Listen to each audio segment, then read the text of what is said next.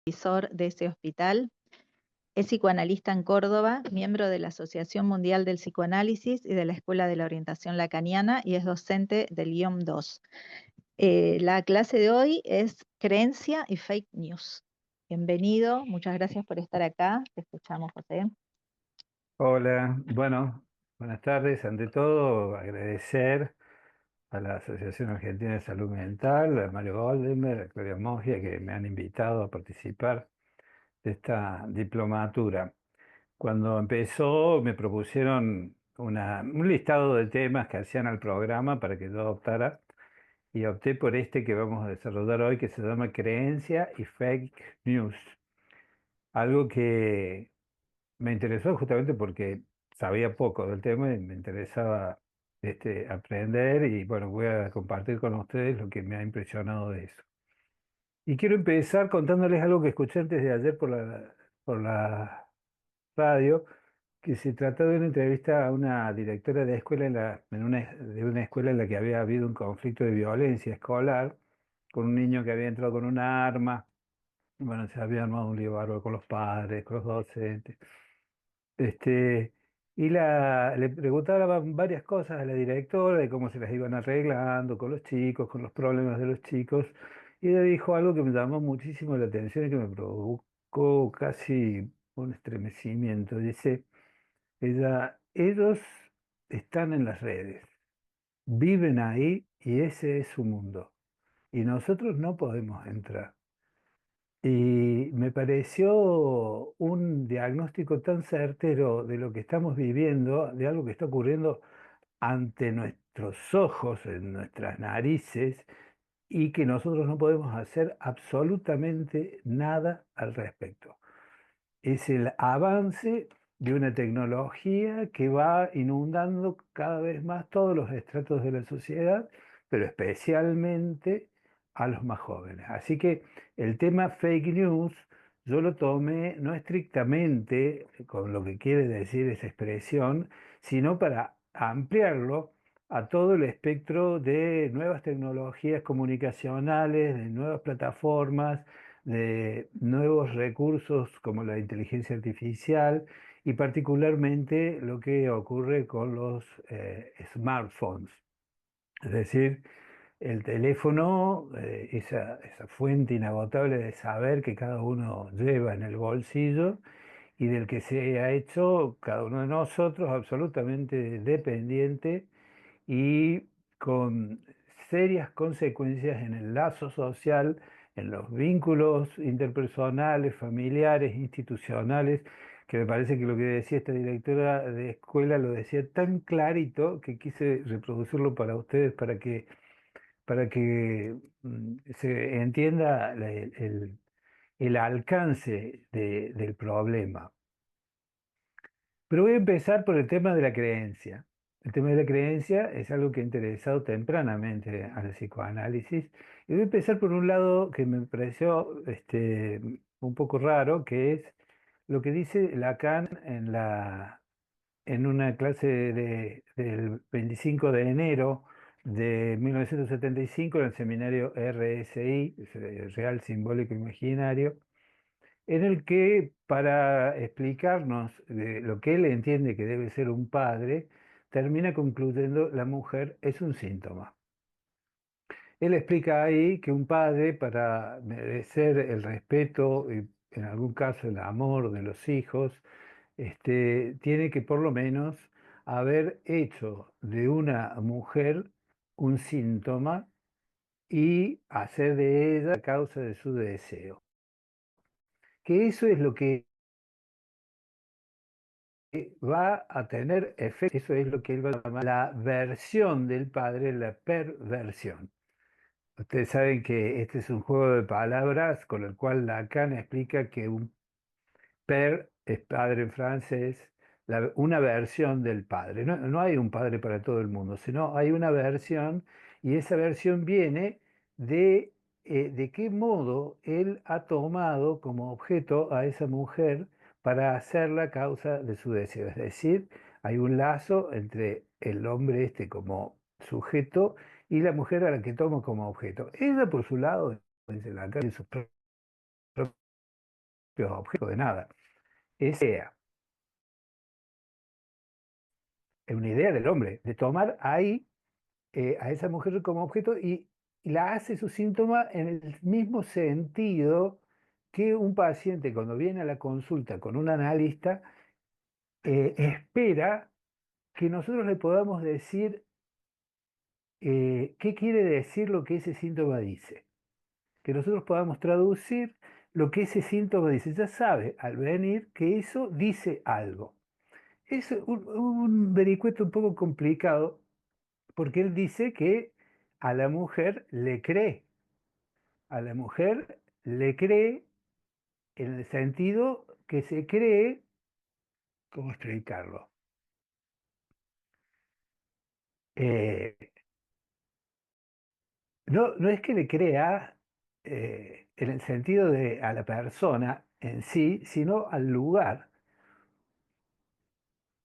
Y lo traduce con una expresión que me costó encontrarlo en francés, porque él dice croire y, creer ahí. Croire y, en francés se usa croire a, ¿no? O croire en, como en castellano, creer en algo, ¿no? Pero cuando se usa esta i, como cuando se usa la otra forma pronominal del francés en, no puede reemplazar nunca a una persona. O sea, solamente reemplaza cosas. Sin embargo, ese tipo de expresión se usa también para cuando se dice creer en Papá Noel, por ejemplo, que no es una persona, es una ficción. Entonces, la vuelta que le da Lacan, bueno, por supuesto podemos decir creer en Dios, en el mismo sentido. Entonces, le cree como se cree a los silfos y a las ondinas, dice Lacan. Los silfos y las ondinas son seres mitológicos en los cuales se puede creer, pero que se cree ahí en el sentido de lo oracular, de lo que viene desde un lugar donde el sujeto fija su creencia. Esto me pareció importante porque no se trata de creerle a alguien lo que dice, sino desde un lugar que ese alguien, en el caso de una mujer, como dice Lacan, ocupa una relación al sujeto como la relación que tiene al inconsciente. La misma relación que el sujeto tiene con el inconsciente es el que tiene con su mujer. Por eso ustedes muchas veces van a ver cuando muchos hombres dicen en una consulta, mi mujer dice, y uno dice, no, bueno, su mujer dice, pero ¿qué dice usted? Bueno, dice lo mismo, porque él le cree, ¿no? Él cree lo que ella le dice porque ella ocupa ese lugar, esa relación al inconsciente que él tiene. Este fenómeno voy a volver sobre este punto, quería marcar esto que me había provocado particular interés por lo que quiero poner en el centro de la cuestión, que es ahí, esa creencia ahí. Freud se ocupó de este tema desde casi las eras pre-psicoanalíticas, ¿no? En su manuscrito K, en la carta 46 a Fliess, se refiere a lo que en alemán se llama Versagen des Glauben, bueno, no importa cómo se dice. Quiere decir eh, negar la creencia a algo, no prestar creencia en algo. Pero si ustedes lo buscan en el diccionario, van a encontrar fracaso de la fe. Pero es un término que Freud va a distinguir de la increencia, que es un Glauben, ¿no? Versagen des Glauben es diferente a un Glauben. Perdón por mi alemán, ¿no? Que es pésimo, pero he estado con temas lingüísticos, así que me parecían que eran importantes. Ustedes saben que en este manuscrito K y en la carta a Fliess, trata de explicar el mecanismo de la neurosis obsesiva, que es, habiendo el niño tenido una experiencia de excitación sexual, eh, eso encuentra una reprobación y tanto la representación como el afecto van a caer bajo el peso de la represión. Es decir, el sujeto le va a negar creencia a eso acontecido. Va a desarrollar de la conciencia eso que ha experimentado como una experiencia de exceso de goce, exceso de placer, de excitación sexual.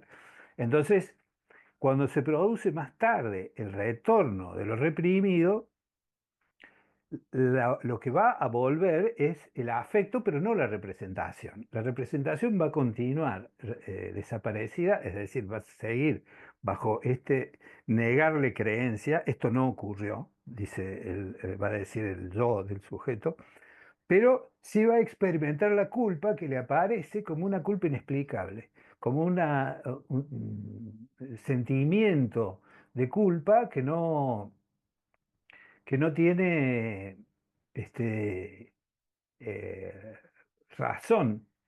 Y cada vez que el sujeto tenga una experiencia de placer, va a sufrir los mismos sentimientos de culpa inexplicables que van a atacar. Esto hay que destacar que no implica que esa representación haya desaparecido completamente, permanece inconsciente.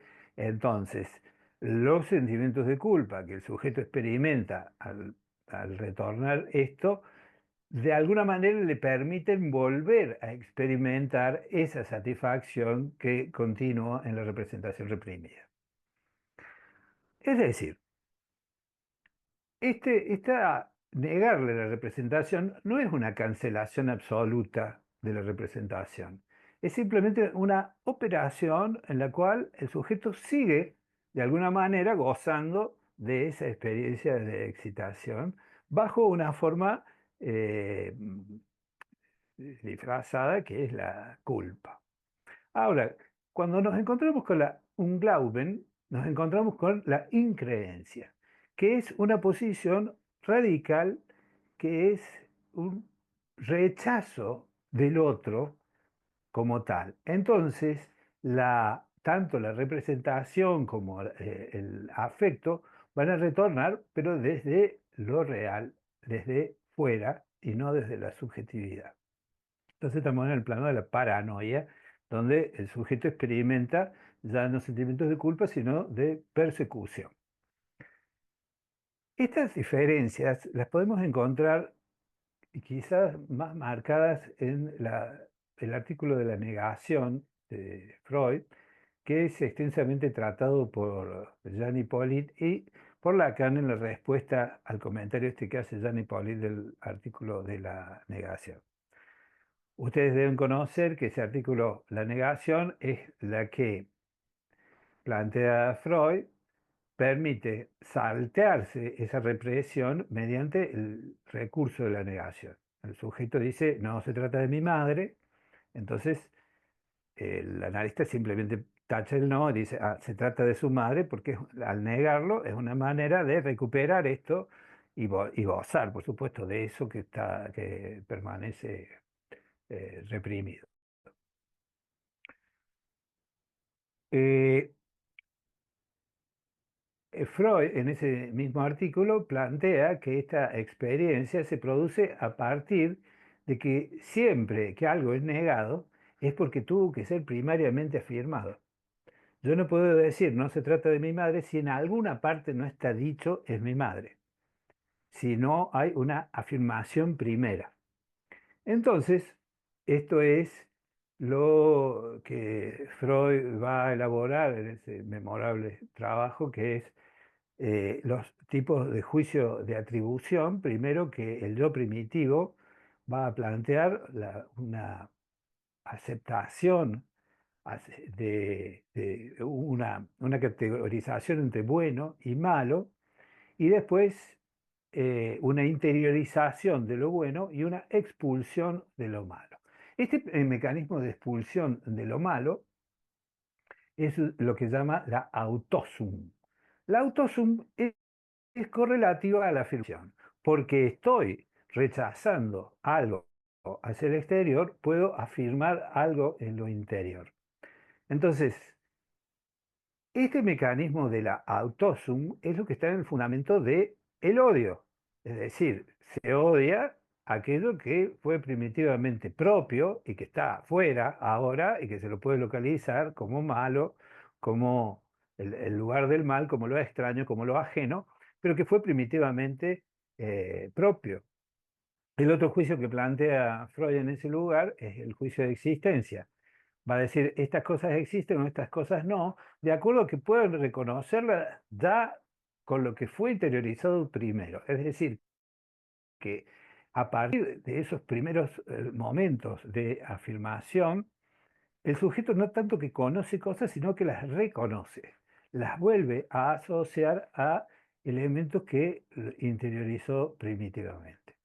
De todo ese conjunto de elementos interiorizados, va a restar algo que no puede ser eh, eh, procesado por el mecanismo significante y que va a quedar fuera de toda simbolización, fuera de toda representación, que Freud llama la cosa en el proyecto de psicología y que Lacan va a retomar más tarde en de una bastante. Pero resumiendo, Lacan en la respuesta de Johnny Pauling va a plantear claramente que estos mecanismos iniciales son, entonces, la afirmación primordial, que es decir un sí al significante, un sí al campo del otro, que acepta el lugar del padre en ese momento de Lacan, y la incorporación de los mecanismos de represión y por supuesto abre todo el espectro de lo que se llama la servir de interpretación y que es la forclusión, es decir, no querer saber nada con eso. Y después el tercer mecanismo, que es el de la renegación, que es una vez reconocido esto, se lo niega y se lo rechaza. Entonces tenemos tres estructuras clásicas que plantea Lacan para organizar la clínica psicoanalítica, que es neurosis, psicosis y perversión. Ahora, cuando hablamos de esto, de este negarle la creencia a algo, este Versagen de Glauben, Lacan dice en el seminario 7, el de la ética, esto no es algo tan psicológico, y acá les voy a invitar a que lo piensen conmigo, porque la verdad que no tengo la respuesta, pero se los voy a proponer. Dice así, no es algo tan psicológico como se cree, sino que forma parte de la más radical relación del sujeto con la cosa. Es decir, está en el plano de la fe. Me parece una frase tremenda. Es decir, que él divide y dice, bueno, hay cosas que son psicología, ¿no? Es decir, el movimiento de lo psicológico, pero esto se trata de otra cosa que está más en la relación con esto no simbolizable, que forma lo más íntimo y a la vez lo más extraño para el sujeto, que es la cosa. Esto, la cosa es algo que va a dar lugar después al objeto A, al campo de lo real, en fin, pero que en este momento la cosa freudiana es para Lacan aquello más íntimo del sujeto que en torno a lo cual se va a girar toda la problemática del amor, del odio, de de la exaltación amorosa, del amor cortés, en fin. Se trata de la relación más radical del sujeto con la cosa, es decir, está en el plano de la fe. Hemos llegado, entonces, a lo que yo quería decirles, que me parece que estaba en el centro de nuestro problema de hoy, que es que el creer ahí, es una cuestión de fe. La cosa es un concepto difícil de aprender, pero que, bueno, podríamos decir que en la neurosis es algo que queda rechazado y le queda al neurótico como resto de esa relación cosa, la fe, el creer ahí. Mientras que el psicótico, que no forcluye la cosa, se queda con la cosa, le queda este,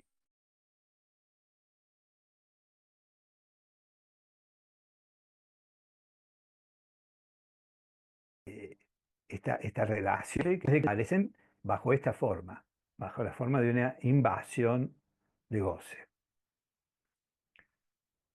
Eh, hay una frase que a mí me gusta de Lacan, porque muchas veces cuando se habla de la clínica, de la psicosis, que uno dice, bueno, el sujeto está fuera de discurso, y se propone al psicótico como alguien que no entraría dentro de la especie humana, una cosa marciana, y que en verdad no es para nada así. Eh, de hecho, Miller ha hecho un gran aporte al pensar lo que se llama las psicosis ordinarias, donde plantea que las personas más normales quizás sean psicóticos en este sentido. Entonces la expresión que me gusta tomar para esto es desabonado del inconsciente.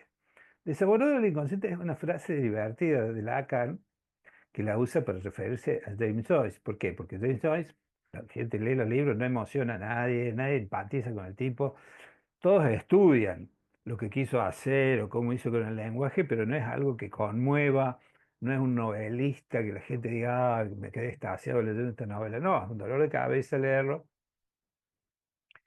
Es decir, que no conecta el inconsciente con el otro inconsciente. Entonces, desabonado del inconsciente es una expresión como dice, bueno, no tengo internet, ¿no? Es decir, está internet y está uno, pero uno no está conectado a internet, ¿no? No es que no exista o que uno lo desconozca, pero no tiene con eso una relación que le permite hacer la causa concatenada de un significante para otro significante, que es lo que pasa cuando el sujeto está abonado al inconsciente. Es decir, ¿qué hace un sujeto que está abonado al inconsciente? Da sentido. ¿Qué sentido da? Sentido común. Trata de incorporarse a un orden discursivo, de inscribirse en un orden discursivo determinado, y eso le permite articular la cadena significante e inscribirse en esa cadena significante. Estar desabonado del inconsciente es decir, no, yo con eso tengo una relación independiente, tengo una relación que no se sube a ese carro del sentido, voy a darle mis propios sentidos, voy a dar mis propias interpretaciones, y entonces esa expresión me parece que permite, y le ha permitido a Miller poner el acento en algo que Lacan trabaja en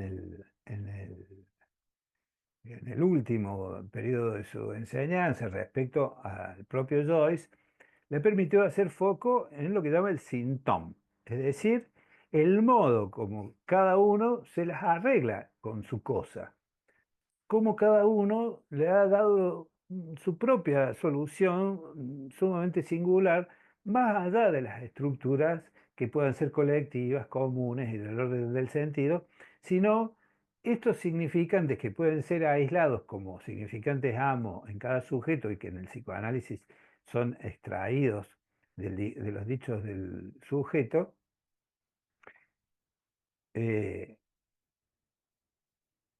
se puede decir que cuando uno los extrae, los saca de la cadena significante, por lo tanto, al no ir un significante ligado a otro significante, no tiene sentido. Sin embargo, es de vital importancia para ese sujeto, singular, pero no entra dentro de la cadena de sentido. Bueno, sin duda, esto que decimos de la creencia forma parte indisociable de lo que es la experiencia psicoanalítica. Primero fue la experiencia para Freud de la hipnosis y de la sugestión, donde claramente el sujeto sí le da creencia al otro en tanto su autoridad. Después hemos estudiado lo que es la transferencia, lo que es la suposición de saber, en fin, los momentos en los cuales el sujeto le otorga un un saber, le cree un ser a su subjetividad. Esto puede tomar la forma de la transferencia en la neurosis y la forma de la erotomanía en los casos de psicosis.